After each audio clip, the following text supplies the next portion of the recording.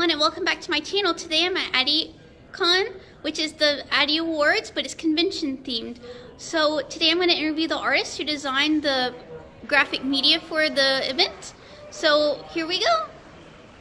So today I'm at AddieCon in Biloxi, Mississippi with the lovely Miss Rhiannon Owens. And she is an artist in the comic book card industry.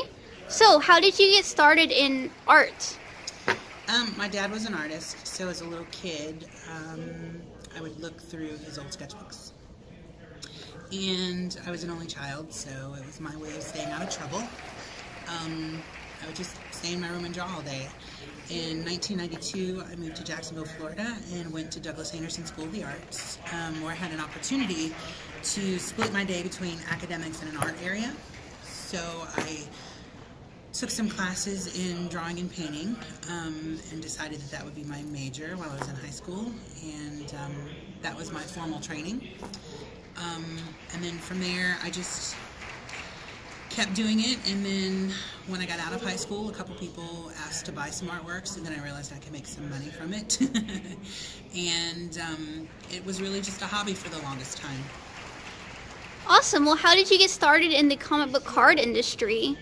In 2008, I was at Heroes Con in North Carolina with some friends of mine from Jacksonville, and one of them was already a card artist. His name is Jason Snowball. And Jason and I met through a friend of mine who owned a comic book store in Jacksonville, where I was working part-time at the time. And Jason was working on a card project. I believe it was a Fantastic Four.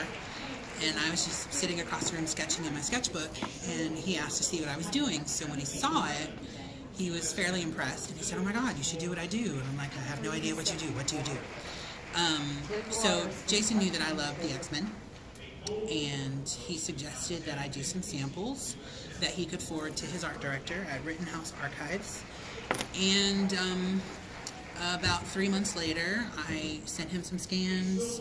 He forwarded them to the art director, Robert, and they hired me. A couple months later, I got an invite for the X-Men project. So in December of 2008, I got my first professional invite.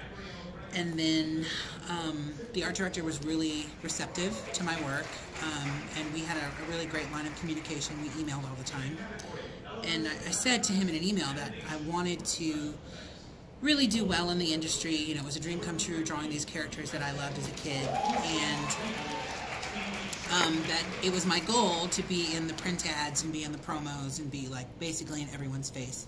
So on that first X-Men project, he included my work on the back of all the promo material. There were some comic books that had full-colored, full-page ads, and my work was in it. So straight out of the gate, I was everywhere with it. I got an invite to do a project for DC about 4 months later, and then by the end of 2009, I was working for Topps doing Star Wars stuff. So the first 3 major licenses that I worked on were Marvel, DC, and Star Wars. Oh wow, that's really amazing. Yeah, I was very lucky, because there were a lot of artists already doing what I did, and there are a lot of talented artists that were doing and are still doing it, but I was really well received, and I was very lucky very early on to get so much exposure. And then I'm still doing it. I do Marvel cards for Upper Deck now, and I haven't worked on DC or Star Wars properties in a while, but having those names under my belt really kind of helped get me more notoriety on social media when I created my Twitter and my Instagram platforms. Awesome. So do you have any inspiring words or any tips or anything for anyone that's trying to get into drawing or art in general, or even into the industry?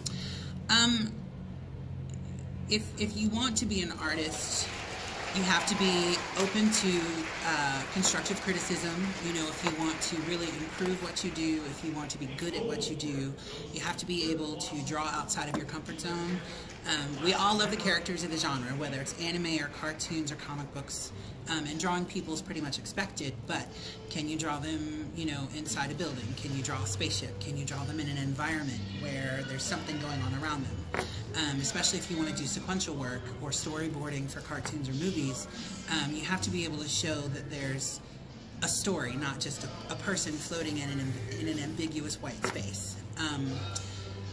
The comic industry is not easy to get into because there are so many talented artists in the world, and a lot of them are really trying very hard to make a living with their artwork.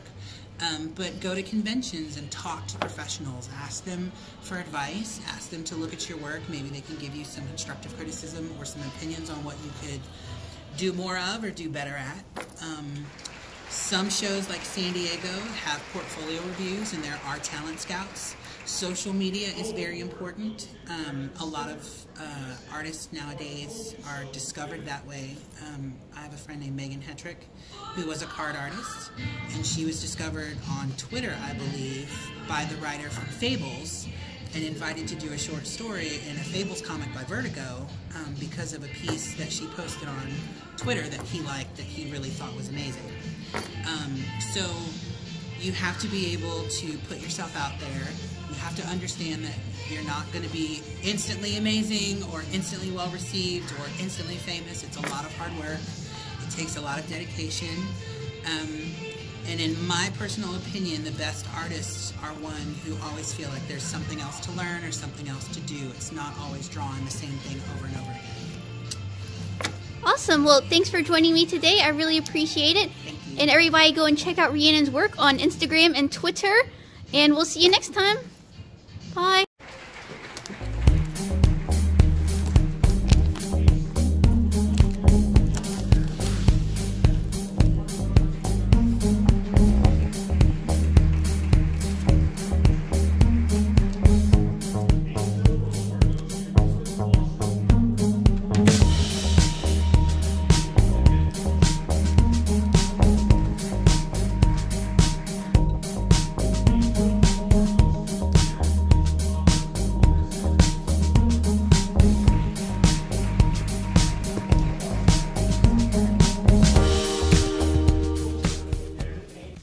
Hey everyone, I hope you enjoyed this video. Don't forget to like and subscribe, and I'll see you next time. Bye!